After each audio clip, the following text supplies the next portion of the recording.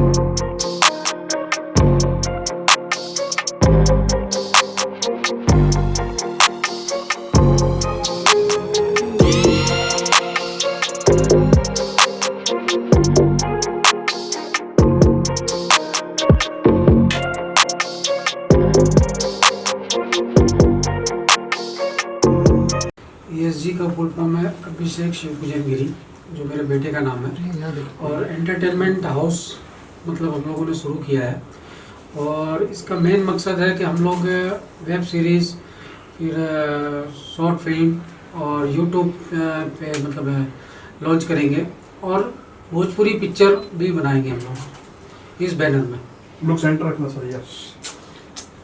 अजय जी, आप क्या कहना चाहेंगे, क्या शुभकामनाएं देना चाहेंगे जिस प्रकार से शिवपूजन जी ने ऑफिस की शुरुआत की, और आप पहले से निरंतर आप कार्य करते आ रहे हैं, तो किस प्रकार से आपने क्या कुछ सुझाव आपकी तरफ से दिया गया है इनकी सबसे पहले मैं आप मीडिया भाइयों बहनों को मैं बहुत बहुत धन्यवाद और शुभकामनाएं देता हूं, क्योंकि आज पिछले मार्च से जो हम परिस्थिति से जूझ रहे हैं, और उसके बावजूद भी आप लोगों ने देश को और जनता को इस तरह से जागरूक किया कोरोना को लेके, बहुत सारे मुद्दों को लेके, और आप लोग हमेशा अग्रसर रहते हैं, चाहे उसके लिए लोग कुछ भी कहे कुछ भी करे, आप लोग बहुत अग्रसर रहते हैं, तो आप लोग सैल्यूट के पात्र हैं। तो सबसे पहले मैं आप लोग को शुभकामना और धन्यवाद करता हूं।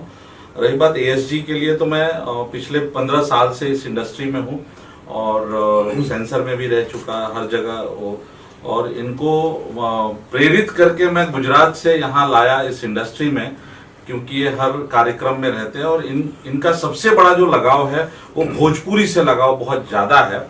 और मैं एज ए भोजपुरी होके मैं बहुत अपने आप को सौभाग्य समझता हूँ कि जो भोजपुरी हमारी भाषा है, आज जो भी आज मुद्दे चल रहे हैं हमारे देश में, ड्रग्स को लेके जो भी मुद्दे जो चल रहे हैं, उसमें हमारा भोजपुरी बिल्कुल साफ सुथरा है।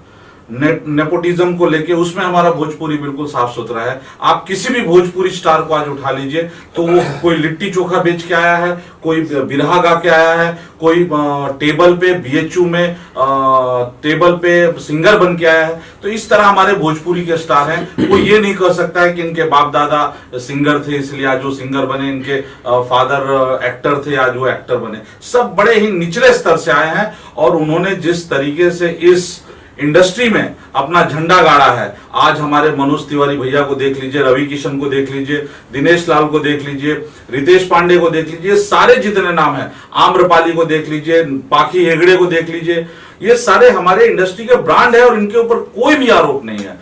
तो मुझे बड़ा सौभाग्य फील होता है कि हम आज इस भोजपुरी समाज को वो लीड कर रहे हैं, आज इस भोजपुरी समाज में हम काम कर रहे हैं। मुझे गर्व फील होता है कि मैं भोजपुरी का हूँ। शुक्ला जी ने इतना बहुत सारा चीज बोल दिया और शिवा जी ने बहुत कुछ बोल दिया, तो ज्यादा कुछ बचा नहीं है। मैं ये सोच रहा हूँ कि मतलब कि हम लोग ये कंपनी ग्रो करे, काफी जो हमारा विजन है उसको हम पूरा कर पाए, यही हमारी इच्छा है। नए कलाकार हैं जो अपने गांव से, छोटे छोटे गांव से उठकर आते हैं, लेकिन उनके अंदर टैलेंट होता है, लेकिन उन्हें एक प्लेटफॉर्म नहीं मिल पाता, क्योंकि वो एक बड़े स्टार की फैमिली से बिलोंग अगर नहीं करते, तो उन पे कितना आपका ध्यान होगा, उसके लिए आपने क्या कुछ आपने सोचा? मैं इसमें बोलना चाहूंगा थोड़ा सा, इसमें बहुत बढ़िया सवाल, और आपका तो मैं मानता हूं, आपके सवालों को तो मैं मानता हूं, आप मुद्दों पे उठे। देखिए, बेसिकली ये जो ESG प्रोडक्शन हाउस है ना, ये हम लोग नए टैलेंट को ही करने वाले हैं। इसलिए करने वाले हैं क्योंकि ये लोग हाथी हैं, ये दिनेश लाल हुए, खेसारी हुए, लोग हाथी हैं, इन लोगों को संभालना हमारे बस का नहीं है। तो हम नए नए टैलेंटों को ही ये करें। कह सकते हैं कि हम लोग कम ये बजट नए में talent की अच्छा सोच entertainment होगी। है। जितने भी नए टैलेंटेड लोग होंगे उनको यहाँ अपॉर्चुनिटी। हाँ, एक बात जरूर बोलूंगा कि आज हम इस महाराष्ट्र में रहते हैं। महाराष्ट्र हमें बहुत सम्मान देती है, हमें एक मौका देती है, टैलेंट देती है। एक मेरा बहुत अच्छा स्टेटमेंट मैंने दिया था कंगना के ऊपर, जो उसने आज हमारा महाराष्ट्र का जो भी सीएम है, ही इज अ मालिक। जो उद्धव ठाकरे जी हैं वो मालिक है हमारे इस महाराष्ट्र के। तो हमें उनके लिए कोई अपशब्द यूज नहीं करना चाहिए। वो एक अच्छे पोस्ट पे बैठे। आज मोदी जी है, भले अपक्ष में कोई भी हो, हम मोदी जी को माने या ना माने, मगर इस समय वो हमारे देश का मालिक है। अगर हम उनका रिस्पेक्ट नहीं करेंगे तो बाहर के देश के लोग कैसे करेंगे? उसी तरह से आज महाराष्ट्र है, महाराष्ट्र के मालिक है उद्धव ठाकरे जी।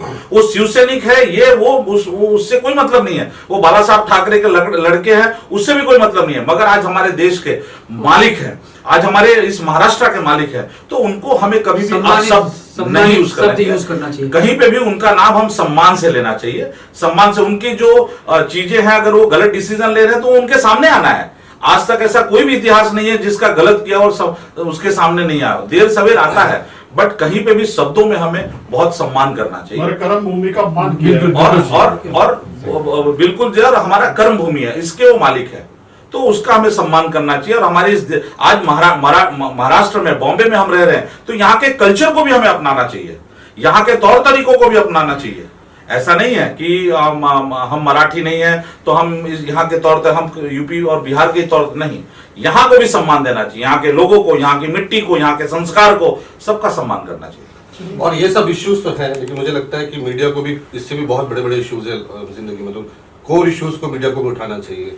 ये इशू है, ये नहीं कह रहा हूँ कि ये इशू नहीं है, पर इससे भी बड़े बड़े इश्यूज जिंदगी में हैं जो मीडिया को प्लेटफॉर्म पे लाना चाहिए। हमने उसके लिए एक ये रखा है, ऑनलाइन फैसिलिटीज रखी है। जिस तरह से ऑनलाइन सब चल रहा है, हम लोग अभी कुछ दिनों में एक वेब लॉन्च कर रहे हैं, उसमें मैं डेफिनेटली आप लोग को बुलाऊंगा। तो उसके जरिए हम लोग न्यू टैलेंट्स को करेंगे, और साथ साथ में हम ये भी करेंगे कि उनको यहाँ पे जब वो आए तो उनको ये रहने की व्यवस्था और खाने की व्यवस्था फेस ना करना पड़े। ऐसा नहीं बोल रहा है ये एएसजी कि हम उनको प्रोवाइड करेंगे, मगर वो इस तरह से काबिल हो जाएंगे कि वो आते अपने आप को संभाल सके।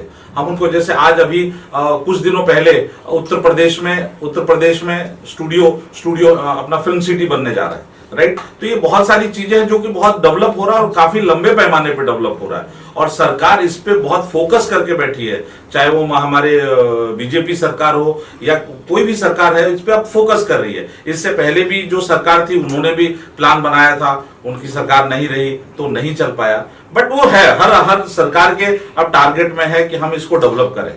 अब बॉम्बे एक केंद्र बिंदु बन गया है, इस समय मीडिया के लिए, सबके लिए केंद्र बिंदु बन गया है।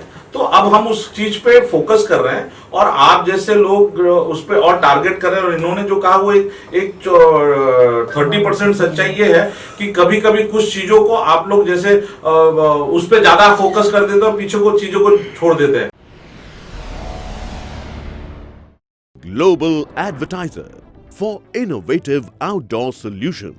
Global as a company, it has never compromised on its service quality and commitment.